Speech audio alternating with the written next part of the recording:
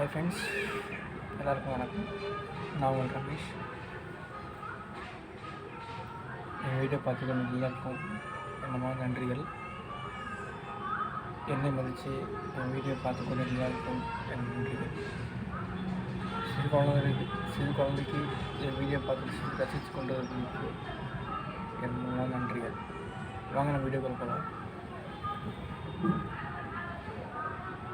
நாம் எல்லோரும் உபதேசம் கொடுத்துருக்கோம், அதான் சஜஷன்ஸ் கொடுத்துட்டுருக்கோம்.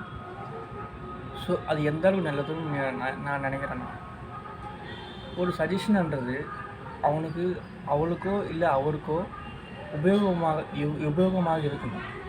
நம்ம கொடுக்குற சஜஷனு அவங்க ஏற்றுக்கலாம், அது வீணாக போயிடும். அதை விட நம்ம மேலே அந்த வேல்யூ வந்து குறைஞ்ச போயிடும் என்றது எனக்கு தெரிய மாட்டேங்குது. ஒரு சஜஷன் வந்து ஒரு நல்ல விஷயமா இருக்கலாம், ஒரு கெட்ட விஷயமா இருக்கலாம். ஆனால் அதுக்கு எப்படி உடன்பாடாக இருக்கீங்க, அந்த சஜஷனை எப்படி அவங்க ஏற்றுக்கிறாங்க, அதை பொறுத்து தான் இருக்குது. சப்போஸ் ஒரு எக்ஸாம்பிள் நான் பார்த்து சொல்கிறேன். ஒருத்தர் வந்து ஒரு கடைக்கு போயிட்டு ஏதோ வாங்க போனார்.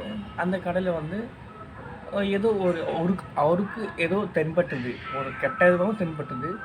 அவர் அந்த கடைக்காரருக்கு ஒரு சஜஷன் பண்ணார்.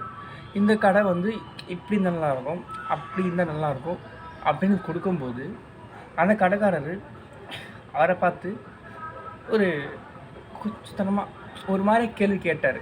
உங்களுக்கு எதுக்கு அப்படின்னு கேட்டார். ஓகே, சஜஷன் கொடுக்குறது நல்லதோ கெட்டது எனக்கு தெரியாது. பட் சஜஷனை வந்து ஒரு ஐடியாவும் எடுத்துக்கலாம், இல்லைன்னா ஒரு அறிகுறியை எடுத்துக்கலாம்.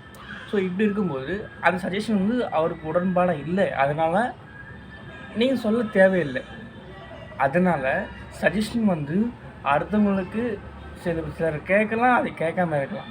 அது எந்த அளவுக்கு கேட்குறாங்க என்ற பொறுத்து தான் நீங்கள் சஜஷன் கொடுக்கறதுக்கு தயாராக இருக்கணும். அதே மாதிரி சஜஷன் வந்து ரொம்ப அளவு மீறி போக வேண்டாம். சஜஷன் ஒரு யூஸாகவும் இருக்கணும், ஒரு ஐடியா, ஒரு நல்ல ஐடியாவும் இருக்கணும். அவங்களும் மாற்றுற மாதிரி இருக்கிற அளவுக்கு இருந்தால் அது வந்து வேல்யூபிள் இருக்குன்னு நம்புகிறேன். சில விஷயங்களோட நான் சந்திக்கிறேன். சந்தோஷம். நமஸ்காரம்.